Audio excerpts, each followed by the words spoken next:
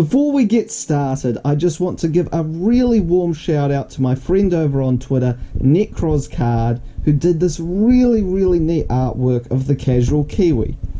Necros often does art of Yu-Gi-Oh cards and will usually be willing to take requests as well, so definitely do check him out over on Twitter. Also, if you have ever wanted to draw something around Team Casual and want the chance to have it featured in a video, you can post in the Team Casual Discord at the link below, or tag me over on Twitter at casual_Kiwi. Kia koso, I am the Casual Kiwi. To kick off the new year, we have some duel replays between BYSTANDEX79's Mathmech and my very own Tindangle OTK. For those who don't know BYSTANDEX79, as well as being a mod for the Team Casual Discord, he is also a friend and fellow Yugituber.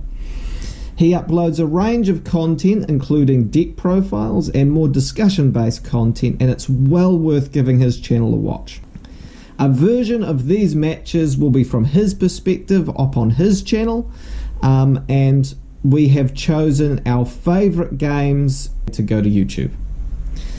Our Mathmech and Tindangle decks are similar in that they are both OTK strategies and with a focus on big damage output have mathematical themes, but our builds diverge quite a bit from there.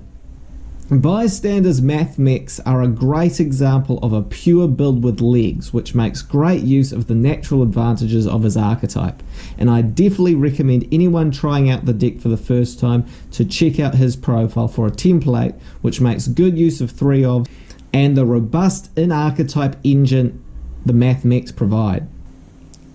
My Tindangles, on the other hand, are an unnatural experiment in many ways, which sacrifices most aspects of the archetype that it was designed to have by Konami in order to focus on the high damage potential of Tindangle Hound and Nagel's Protection. It is a risky glass cannon build that Konami likely did not have in mind, with many powerful one-offs to supplement its star players, but it is definitely a risk. The Tindangle archetype, though, was based on the Lovecraftian creatures, the Hounds of Tindalos, which were said to live within the angles of the universe and to be completely outside our understanding of rationality. So perhaps my OTK build is in the spirits of this tradition. It is also said a person can risk attracting their attention by travelling through time. Well, Bystander and I were dueling with a good few time zones between us, actually. 9 AM his time on a Tuesday and 4 AM my time on a Wednesday, so apologies in advance for any misplays on either of our parts. This was, though, a very fun set of games between us two friends. So without further ado, let's hop into the replays. Here we are, folks, in the first game against Bystander, and we're in a bit of a precarious position right off the bat. Not only have we lost the paper, scissors, rock, so I am unfortunately going first. As you can see, he has a Nibiru in hand. I have slash draw, both excellent going second cards, not so much of you going first as we are. I've also opened with 3 of the 4 Tindangles I play in deck in hand, which is not where I want them to be. I need to be able to get to a Monster Gate or Reasoning and turbo out a Tindangle for my win condition. So if I hard draw one more Tindangle, I'm in a world of trouble. So let's see how this game goes. So there's not much more I can do now except set a bluff with Nagel's Protection, a classic set pass maneuver for Tindangles. Bystander will go into one of the very good Mathmech XYZs to get a search and get in for a clean 2k. I do get Gamma to hand. I use slash draw to get in some plays, get into desires, fix the hand. But I still need to get a monster on board to go off.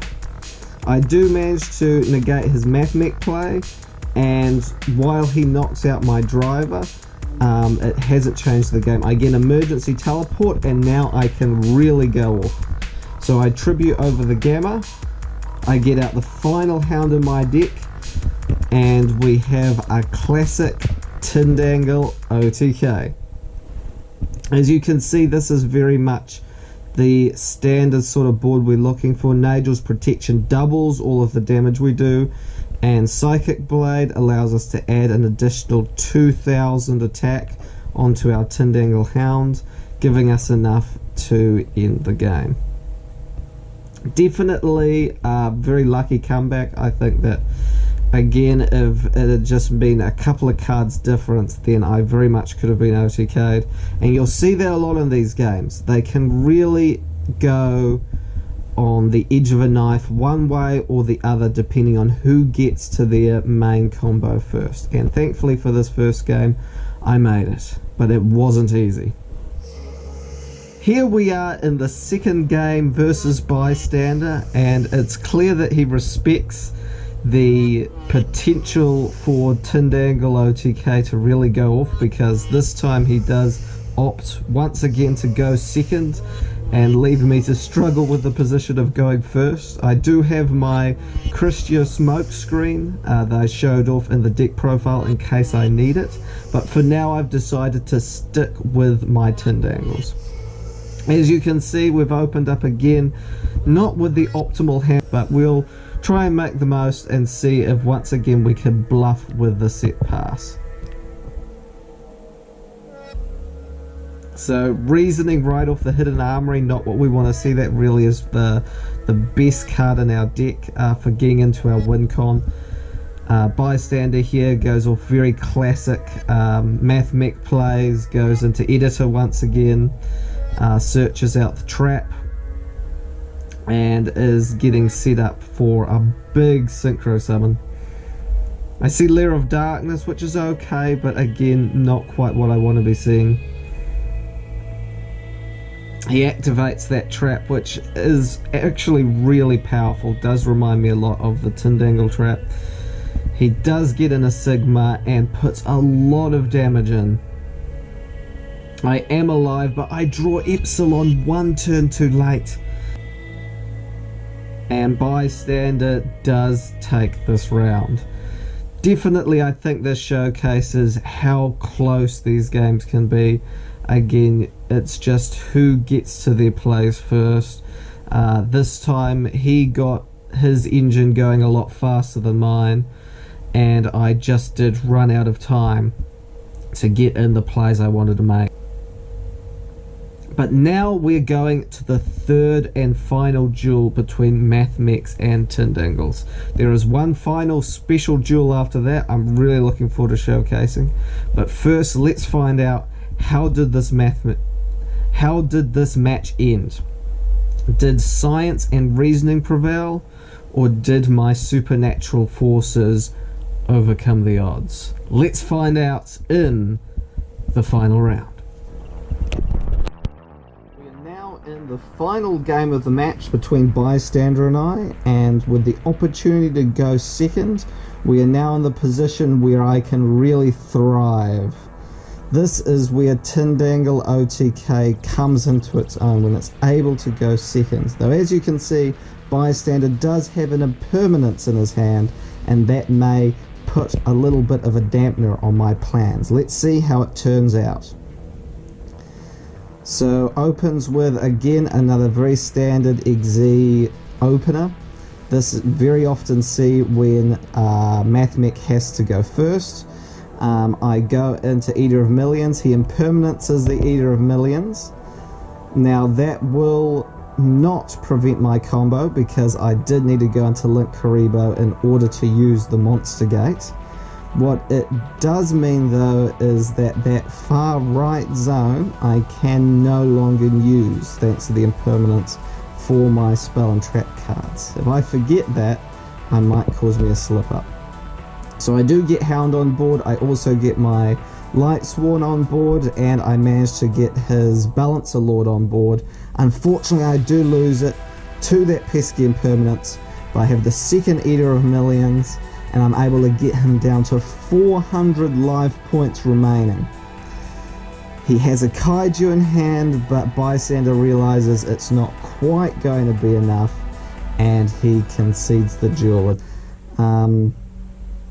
Definitely a tough way to go. a tough ending to that match, but I think everything had gone right for me with that opener. That there really wasn't too much that Bystander would have been able to do with the pure build that he was running. And I still give props to him for, you know, using those kaijus, taking out my Tindangle, because that is the main playmaker. That was a great match. Thank you, Bystander. Now, to finish off, though, we do have one final game, a final replay that I really wanted to show from after this match happened. So let's go to that next. So if anyone here knows much about Bystander's channel, they know that he does an amazing job at getting out deck profiles, and he has profiled so many decks, and he does them in real life too, which is something that I can really respect. And as well as doing Mathmech recently, he also did Chaos Max. Now, Bystander was a little bit cheeky here. We went to do another match, and I hadn't realized that he had actually sided out his entire deck.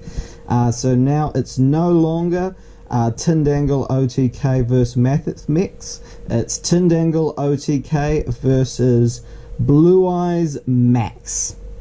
Now, this is a deck that can really OTK, and if I did not have this card in my hand here, Spiritual Swords of Revealing Light, I think it all would have been over very quickly. I was caught by surprise, and this was an amazing duel. I had to keep it in there. So here we go. So going up against Bystander, of course I lost the paper, scissors, rock again.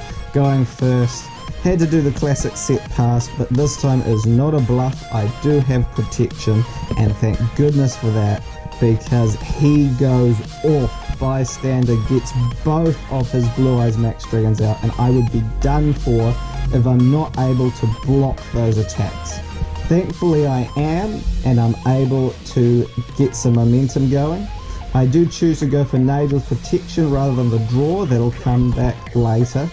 And I get Eater of Millions out. This card is a rogue hero, Eater of Millions, and it really helped me deal with these incredibly difficult ritual monsters to take them out, essentially. And I had to take out a lot. He was pumping out these Blue Eyes one after the other. And so this was funny too. So he set Infinite Impermanence here, and I know that Bystander is a fan of this card, and he's found it works quite well in his deck. So I had a feeling that he's setting something that's probably an Impermanence, and if I attack into his Chaos Max with Eater of Millions here, then I'm basically done for. So he's really hoping to goad me into attacking with my Eater of Millions. He does negate that hidden armory, which is unfortunate, but I'm just going to wait him out. And so we go into this. I manage to get rid of his Blue Eyes with Volcanic Queen, and he does eventually attack into my Eater of Millions and take it out, but I'm still in this. My Gammas are now live. I get the Volcanic Queen off the board. I just don't want him getting any tribute fodder at all. And now we're both just seeing who is going to top deck first, something they can use. And so it's on. So he gets his bingo machine go. He's getting ready to make another ritual. I need to find something fast. I don't want to risk him taking my Leer off the board, so I'm keeping it in hand.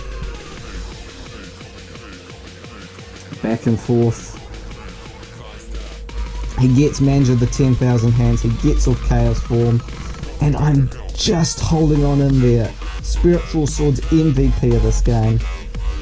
And finally I draw something I can use. Leer goes down, Monster Gate goes down, and we're off to the races. We're digging deep. We're looking for Tindangle Hound.